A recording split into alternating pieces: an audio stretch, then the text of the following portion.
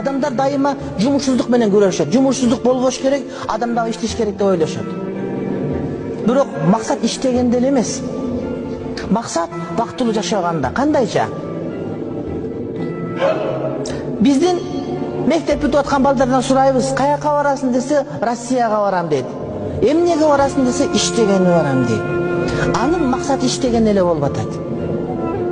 Эгер андан башка жок, мен адал ырызык издегени барам.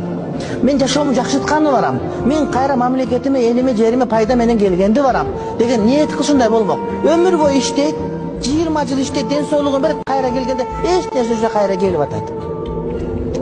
Демек бизде аң сезим таптакы туура эмес болуп калган. Жумушсуздук деп айтабыз, жумуш толтура бизде. Жерлер иштетилбей турат. Жер эмес, үйдөгү экзотик огороддагы иштетилбей турат бизде. Демек бизде жумуш бар, бирок адамдардын аң сезими туура эмес. Эң бай мамлекетте жашайбыз биз. Жерди бир теп чагып аткан семичкеге бирөө түкүрүп таштап койсоң, көмүлүп калса өсүп, бышып жемиш бере турган жерде жашайбыз биз. Анан бирок дагы деле анткени бизде жашоо эмне экендигин түшүнбөгөн түркөйлүк, айтматов айткан маңкурттук бизге калыптанып калды.